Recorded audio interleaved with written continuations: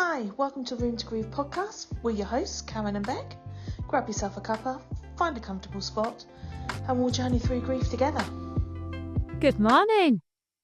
Morning, how are you? Had to check it was actually morning then, but yeah, how are you? I saw you. You just like to prove me wrong on everything. You were even looking at that, weren't you? To say, actually, you're wrong, it's afternoon. Well, Yeah, but it wasn't, sadly, you were right. sod off. Are you okay? Yeah, not doing too bad. Good. Hey, we had a crafty week off this weekend, didn't we, for Easter? We did. We took a bank holiday break, didn't we? Yeah. We didn't announce it or anything because we forgot.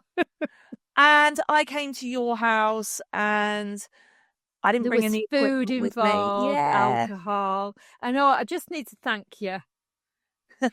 And You know what I'm going to say, don't you? What am I going to say? Go on, let's see if you know. It's something to do with the Negronis, isn't it? Yes, it is, yeah. Thank you for introducing my husband to Negronis. Yeah. Is he snoring all the time now? I'm passed out from being because too I just go and pissed. make him one and I could put whatever I want on telly or I can sit and play on my farm and he's snoring away after 2 drinks. It's brilliant. Yeah, I do love a Negroni. Yeah, and I'll tell you what else I have, because I don't, as you know, I don't drink very much, but because it has vermouth in it, I don't know whether that's how you say it. Yeah, I think so. Which is basically Cinzano Bianco, isn't it? Yeah. And when I was like I think it was in the 80s, I used to have Cinzano and lemonade. And I've started drinking that. That's a flash from the past, isn't Yeah. it? Cinzano and Taboo. Every bar and working men's club had Cinzano and... Taboo? Yeah. What does Taboo taste of? It's a bit more herbally, I want to say. Ooh, no, I really can't remember. It was just one of those things that you just drank because every old person used to order it in the bar and you wanted to look like you were old enough to drink, so you ordered what they were having. I've no idea. A bit like a baby sham. Maybe. Do your mum always had a baby sham at Christmas in them funny little glasses? Yeah, my mum mum have a baby sham. My mum's an alcoholic, remember? So my mum drank Diamond White. She probably drank it. She probably drank it in a bucket. Do you know? I know we never discuss what we're going to discuss. We just come on and think, right, what should we talk about? But today I woke up and I thought I'd read something about on a post about finding a word that describes grief and how we feel. Just one. And I thought to myself, there cannot possibly be one word that describes it, because you can be feeling so different. You can have 10 different feelings in the space of an hour. So how can you have one word? So this morning I decided my word of today, so I'm just doing a word for today, was hallowed. Hallowed? Yeah, do you like that? A deep internal void. Did you Google it? Yeah. I Googled the word and then, so it's that you're still present, but you're fundamentally empty. Did you think of the word first or did you ask ChatGPT for the word and then Googled it? You cheeky thing. Do you not trust me? Oh, I'm just saying. Yeah, I use ChatGPT. I wouldn't even be able to spell it. Well, that's what I was thinking. No, seriously, what would be your, like you say, different on every time? I mean, how can you have one word? You cannot describe grief in one word. It's 1,000 words in an hour. Yeah. Yeah, so that's somebody who doesn't actually know it. That's somebody on the outside thinking, oh, let's give these people a word that they can resonate with. Is that the right word? Yeah, you're doing all right. You didn't need to Google that one. Okay. Yeah, no, I think you're right. I think that's somebody that thinks they understand grief. Because how can you possibly do that? You can't. I mean, that was my first thought, was just one. Yeah. And do you know what I want to talk about today? Is we do get it, like, I wouldn't say rammed down our throat, but a lot of professionals think that we need to find a purpose. And I know that is particular for you. You get quite annoyed that, not that you disagree with it, but you get annoyed of the fact that you should have to find a purpose. It just feels wrong, doesn't it? It just feels, for me, it does anyway. I totally appreciate that we have to have something to get us out of bed in the morning. You know, it kind of goes with everything I've been saying in therapy, this whole meh. It isn't me. I have to have something. But on the flip side of that, the thought of there should be something good, positive, whatever, to come from Bradley dying is the shittest thing in the world, because what possibly could be worth him dying? Nothing. Yeah. And so I struggle with that.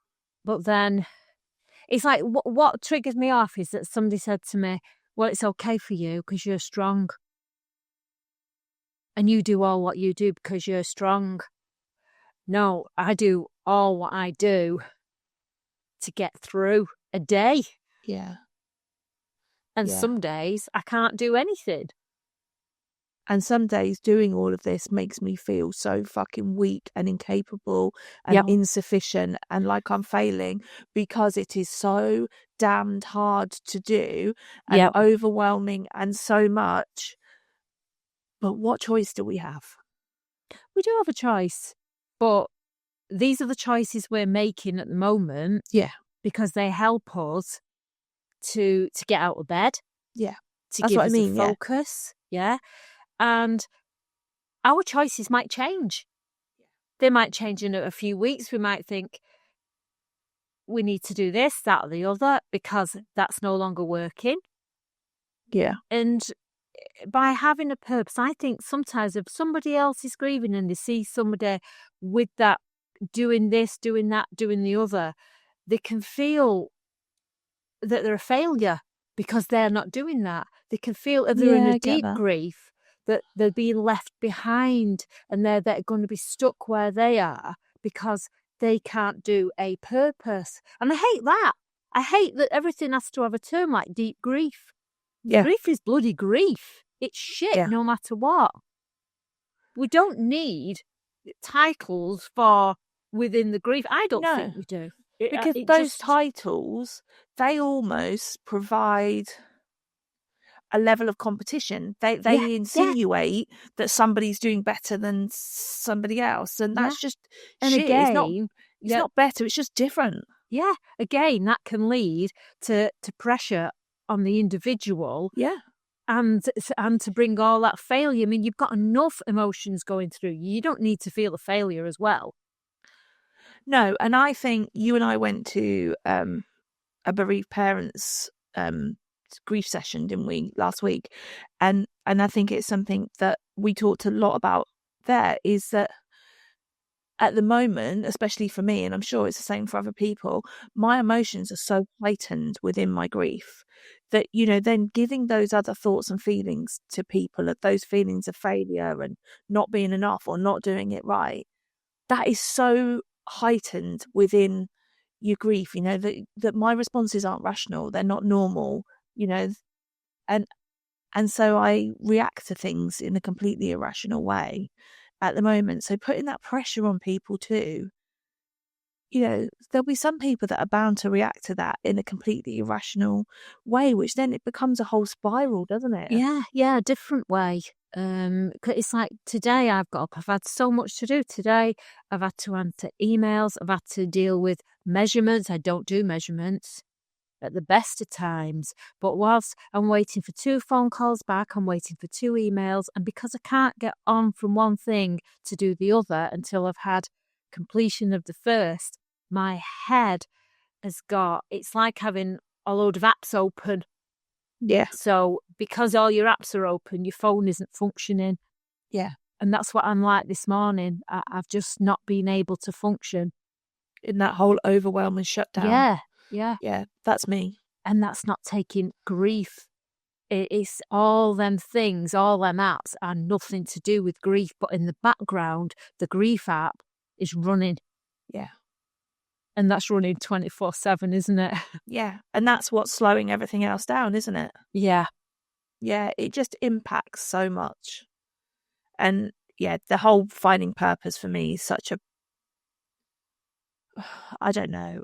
I really hate the ideology of it, but I agree with it. And that you said that very quickly as if to say, oh, I have to agree with it because we're doing it. I know. It's that whole conflict in grief, though, isn't it? You know, one of the words I'd choose in the words that you said to choose would be conflict. Right. You know, I find there's so much conflict within grief, you know, joy and sadness side by side, which feels so conflicting. And before grief, you never really, I did. I always thought about joy and sadness being two opposites, but they're not at all. They can live in parallel, and you don't really fully understand that, I think, until you have the sadness of a deep grief, that actually I can be extremely sad and still find some happiness in small things. Yeah. And that's a weird conflicting thing to get to grips with, isn't it? Yeah. And it's like what you said before about the competition, and that if you share something, it's like as if your grief is worse than somebody else's, or that you're doing it better, or you're doing it different, whatever. But that can also, by talking to people, by getting your emotions across like we did in the support, the bereavement support thing we went to, that can also have, if somebody's sitting there that's not coping on that particular day, that has got all these issues, that can bring up, it can reopen wounds. Yeah. And it can then, instead of providing compassion and making you feel less alone, it can be, on a particular day, it can go so much the other way, as to, you know, like this morning, yesterday morning, I woke up and I was in a good mood. I had things planned. I was doing certain things, and I had a message from somebody who had watched Emily's story, and this lady had said, you need to write a book, Emily and I, or something like, I think that was the title. And she went, here's your chapters. And it was all Emily's one-liners. Yeah. And I sat reading that, and I had a smile on my face, and it really, really did. It just made my day. How lovely that someone's like watched it so intently to be able to do that for you. That is so lovely. That person has just got her. Yeah. Yeah. And then later on, I'm thinking, so we have done the book. We're like 95%, but we stuck at finishing the kids' stories. The rest of the book's done, but we're just including the 2 kids' stories within the book in case somebody wants to read it. It's not about them. And we cannot do the ending. We can't. Yeah. How many times have we tried to pick? And we will do it. We will do it. One particular day, we'll just get up and we'll just do it. And it's finding that balance. I know you hate the word balance, but you have to really, really work hard at grief, don't you? You have to think about, you've just said that joy and sadness can live together. Yeah. But to work at that joy. Yeah. And to turn the dial down on the sadness is bloody hard. Yeah. So that one message from somebody, it gave me such joy, and then it reminded myself, not the lady didn't know we'd already wrote a book. It reminded me of my failure that I cannot do the end few chapters about Emily's death. Yeah. So you've got, even in one message, you've got joy and failure. Yeah. Yeah. And so, oh my God, it's so hard. Every day is hard. Yeah. And for people to also think that, oh, it's okay for you, you're strong. I'm not strong. No. I'm just the same as everybody else, getting through a day at a time. Yeah.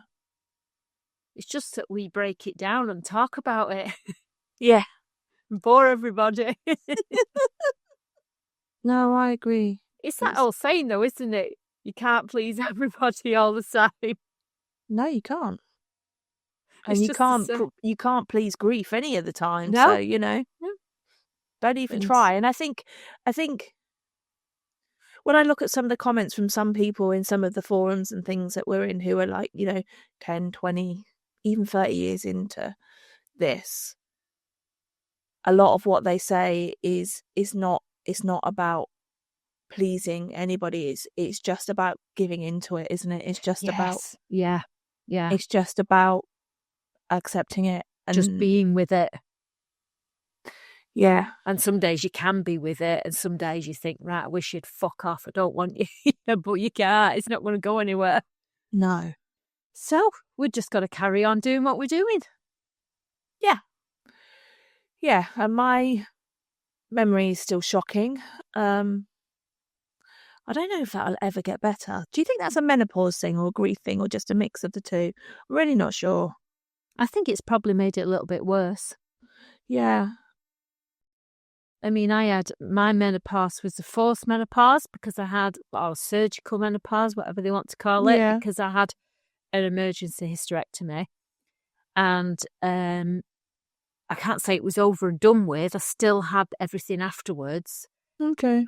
But all my other friends now are going through it. And I think, I'm glad I'm over and done with. Yeah. Yeah, that's great. I do think my grief has really forced my menopause on. Yeah. And it was very much like, my mum doesn't have any grey hair. My nan got to 95 before she had any grey hair. And I had absolutely no grey hair whatsoever until the day Bradley was diagnosed. And we spent 6 days in hospital before we came home and didn't really see anybody because it was a bit of a whirlwind and there was just a lot going on and I didn't really want to see anybody. But I remember the first thing my sister said to me when I came home was, my God, your hair's gone grey. She was like, just from literally in those 6 days, she was like, that stress of that diagnosis really turned my hair grey. And I'd never had a single grey hair. And, kind of was a bit blasé, thought I was going to get to 90 the same as my mum and my nan are doing, without any. Yeah. But my hair went really grey when Bradley was diagnosed. So that was another wonderful impact of that happened to Rob as well. Did it? Yeah, he didn't have any grey hair whatsoever. He's got jet black hair, like Emily's and my son's. They've all got really jet black, lovely hair. And there wasn't a grey hair on his head. My brother used to think he used that. What just was it? For men. Just for men. He was convinced that he dyed his hair. No, it doesn't. Yeah, it affects their bodies as well, doesn't it? Yeah. But do you know things like that. When I can see it, when he's asleep, it's like he sleeps sad. I was about to say that Simon looks old when he's asleep. Yeah, Rob does. And the only way I can describe it, and this sounds really weird, it's like he's had his teeth taken out. Oh, right. And his face has just gone, dropped. Like you say, sad, just droopy. Like, he never used to be like that. He used to sleep with quite a normal face, but now he has a very sad. And Simon still cries a lot in his sleep. He makes a lot of noises in his sleep, like sad, like. That must be very, very difficult for you to listen to and to witness. He doesn't know he does it. No point telling him.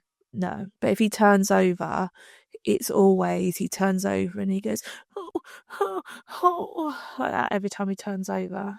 Yeah, it's really sad. But then, that's something else that I read online that I was saying to you that really hit home for me this week was somebody said that one of the hardest things of grief is the pain of watching those that you love grieve the same person. Because you know just how much they're hurting. And it goes to the fact that we couldn't fix our kids. Yeah. And we also can't fix who's left behind. No. We can't fix ourselves. No. It's very, very frustrating because it's a natural thing, isn't it, that you want to do? Of course. If you see somebody in your family upset over something, if they've fell out with a friend or whatever, you want to talk to them about that. You want to counsel them through that. You want to, as a mum, you want to talk to the friend and say, come on, let's just make friends. But there is absolutely nothing you can do. No. In this situation. It's just, everything just adds up. It's just everything sadness upon sadness, isn't it? Yeah. And And it's just why there is no one word for grief, because what part of grief are you talking about? Yeah. Grief is just, there's so much to it. It's so layered. Grief isn't just one thing, is it? No. It's just so complex and so just layered. One thing of every minute. Yeah. It's just bloody hard. Yeah, it really is. So we'll keep doing what we're doing. We're not strong. We're here. And we don't mean to trigger anyone. We don't want to fix anyone. No. We don't want to heal. We just want to share our journey. Yeah. And people to share theirs. We've had lots and lots of lovely messages. Have we had any more from our troll? I try to remove them before you see them. Oh, I don't even look. So go on, tell me. There was somebody that says, I think it's a lady and all actually, who said, why the blow-to-blow account words. Why what? Of your story, of Bradley's story. Why do you really need the blow-to-blow account? And I didn't message. I was going to answer, yeah, she was grieving. She just lost her son. It's the only way she could tell his story. And perhaps she does go on a bit, but I think she's got an excuse for it. But I didn't. I just walked away and I thought, no. And I thought, I'll leave that one just in case Whiny wants to answer it. Oh, yeah, we've been called witty and whiny, haven't we? Yeah, we've said that. It's now our name for each Yeah. other. Yeah. It helps that gets you through another day, doesn't it? Yeah. To have a giggle. Yeah, it does. I mean, it puts things into perspective sometimes. Like, I genuinely am not fussed by anybody that wants to say anything because they're not living a day in my shoes. So, yeah. Do you know what? Yeah. Oh, somebody did say, didn't they, on Bradley's story, why does this woman call him Bradley and yet the thumbnail's got Brad on it? I thought, what? And then he'd looked on another, oh, wow, this is telling. It was his own mother. This is telling. So you don't actually love your son because you called him Bradley and then your thumbnail was called Brad and you didn't put any pictures of him. And somebody answered for us. No, I didn't. Yeah. And no, that's just you couldn't look at pictures that day when you did that. And I did it first. We recorded his first, didn't we? Yeah. Or we recorded Emily's first, but whichever way, I edited his first. And I didn't know how to put pictures on it. Yeah. I'm learning every day as I do this. So it was just a case of... But did you know that because you didn't know that, you don't actually love him as much as I love Emily? Because Emily had pictures Well, we on. knew that anyway, didn't we? Yeah. I mean, you're so competitive. You're always going to love Emily some more. saddo wants to sit and comment and you think to yourself, get a life. Exactly. Yeah. I mean, but also on the flip side of that could be really damaging to some people. What sort of people in this world just think that's okay? Just mind-boggling, isn't it? Yeah. But it's people that have not been through what we've been through because they get it and they don't. So for that, you have to just kind of look at them a little bit and be like, do you know what? You're just naive. You just haven't got a clue. And one day this will happen to you and you'll maybe feel a little bit bad about what you said. So you just have to be happy for those people that they haven't experienced this stuff, really, don't you? Yeah. Jogger. So if you remember that the video that we did with the lady of living with, is it living losses, did you call it? The American lady. I had a message from somebody who said she would actually like to see a video of, say, if your partner was taken ill and gone into care, and the loss of that. That would be interesting. There's so many other losses, and we don't just talk about child loss, partner loss, baby loss. There are so many other losses that we would love to speak to guests about and to tell their story. Yeah, so if anybody wants to share their story to help others, we'll happily chat to somebody. If not, then we'll see if we can find some people that will share that story. It's like deaths by accident. I mean, it's so difficult, the trauma that we went through, to understand trauma. Even us fellow grievers, we have so much to learn as well. Yeah. And again, not on a competitive thing that, oh, my loss was worse than yours. I had, like 3 months of nursing Emily. I can't, again, it's imagining your loved one going out the door and not seeing them again. Yeah. There's trauma in everything when it comes to loss, isn't there? Yeah. And for somebody to share their story of that, it does help. I think it helps other people in a similar situation to feel less alone, but for us to also understand that our loss isn't just the most traumatic. No, of course not. And I think it's fair to speak for the guests that we've had. They've all said that talking on the podcast has helped them. Yeah. And, rightly so, they were all really worried about doing it, completely understandably. But they've all said that they were glad that they did do it. No one's kind of regretted. No one's asked us to take it down, and regretted it. A lot of them say it's cathartic. The worry beforehand, but as soon as you start chatting, it is just like chatting to friends. That's what we've been told. Yeah, I think it's afterwards you do feel not sadness. You're sort of on a little bit of a high. Your emotions are heightened, and you think the only regrets, and this does go, a lot of people have said this, is, why didn't I say this? Why didn't I say that? I forgot this. So it's always usually on a positive note, because it does trigger off a lot of positive memories as well. Yeah. So if anybody wants to come on and share their story, just, email us and get in touch, and we'll be happy to chat and share your journey. Yeah. And share your loved one with other people. And we'll add pictures so that the trolls think you're genuine. Yeah. And we'll also be witty, and we'll also be whiny all the way through, because that's just what we are, and we can't change. Yeah. Exactly. So what are you doing today? Working today, so on my lunch break currently. Oh, I'm off out tonight. Oh, you haven't had permission? Where are you going? No, What have I need you? This. You need to just, run these things by me. You can't just make arrangements. Well, Simon's off this week, so I have my husband at home this week, and at the local brewery that we like to go to, they have a quiz night once a month on a Thursday night, and we can never go because Simon works nights. So one of our friends texted us and said, do you want to go, seeing as Simon's around? So we're going to a quiz night at the brewery. So keep your phone on you so I can cheat, because you're not allowed your phone there, surely. But it is a quiz night that if you come last, you get a free pint. So all right, it's fine, right? Yeah, we'll come last.